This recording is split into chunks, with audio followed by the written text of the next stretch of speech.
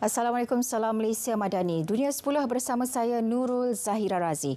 Keadaan di Semenanjung Gaza semakin terdesak dan berada dalam tekanan yang dahsyat. Jurucakap Persekutuan Persatuan Palang Merah dan Bulan Sabit Merah Antarabangsa berkata, ramai yang masih hilang dan ada yang dibiarkan di bawah runtuhan kerana tiada siapa yang dapat memasuki kawasan berkenaan. Selain akses ke kawasan yang dibom adalah sukar, pasukan paramedik juga tidak mempunyai kemudahan jentera berat seperti jentolak yang boleh membantu mencari mangsa yang terselamat. Persatuan Palang Merah pada Isnin cuba untuk memindahkan kira-kira 6,000 pesakit dan beberapa kaki tangan dari Hospital Al-Quds selepas ia ditutup kerana kekurangan bahan api. Namun konvoi terpaksa berpatah balik kerana tembakan dan pertempuran. Sehingga Jumaat lalu lebih 11,000 rakyat Palestin terkorban dengan 2/3 daripadanya wanita dan kanak-kanak. Sementara kira-kira 2,700 orang telah dilaporkan hilang. Dalam pada itu, kaki tangan Pertubuhan Bangsa Bersatu PBB di seluruh Asia bertafakur seketika bagi memperingati rakan sekerja yang terkorban di Gaza akibat serangan rejim Israel. Bendera PBB turut dikibar separuh tiang di ibu pejabat agensi itu demi memperingati rakan seperjuangan yang gugur. Agensi Bantuan dan Kerja PBB untuk Pelarian Palestin UNRWA memaklumkan bahawa 99 kaki tangannya terbunuh di Semenanjung Gaza sejak 7 Oktober lalu. Menurut Pesuruhjaya Agung UNRWA, Felipe Lazzarini, Persidangan Kemanusiaan Antarabangsa untuk Orang Awam di Gaza menyatakan bulan lalu merupakan bulan yang amat memilukan bagi UNRWA.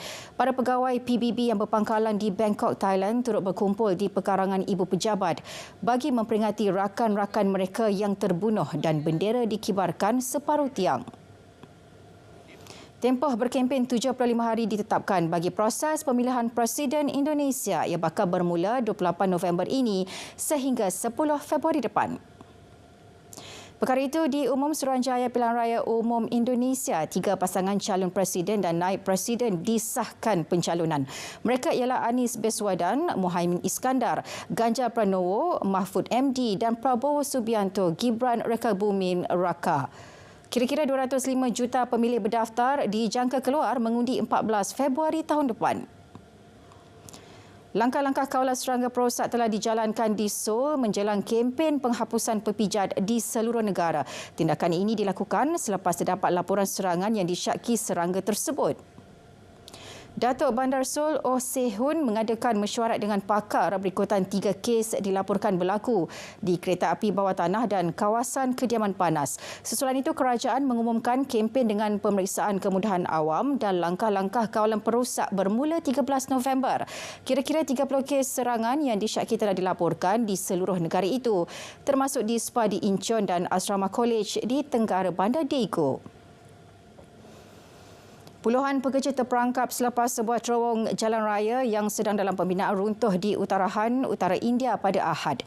Media tempatan melaporkan sebahagian daripada terowong sepanjang 4.5 km itu runtuh dan memerangkap kira-kira 40 orang. Runtuhan itu berlaku apabila sekumpulan pekerja sedang bergerak keluar dan pekerja gantian sedang masuk ke dalam terowong. Usaha menyelamat giat dijalankan untuk mengeluarkan mangsa yang terperangkap. Terowong itu merupakan sebahagian daripada projek lebuh raya untuk mengurangkan jarak perjalanan antara Uttarakanshi dan Yamunotri. Perdana Menteri Britain Rishi Sunak melantik bekas Perdana Menteri David Cameron sebagai Menteri Luar UK. Pelantikan itu susulan rombakan kabinet selepas Menteri Dalam Negeri Suella Braverman dipecat. Braverman dipercayai telah mengkritik pihak polis sekaligus memberi ancaman terhadap pemerintahan Sunak. Pelantikan Cameron dalam barisan kabinet Sunak sekaligus menjelaskan hasrat Sunak untuk membawa masuk pemimpin yang berpengalaman. Jawatan Braverman kini diambil alih oleh James Cleverly yang telah melepaskan jawatannya sebagai Menteri Luar. Baik saudara, dunia 10 berakhir di sini. Dari sungai ke segara, Palestin pasti merdeka.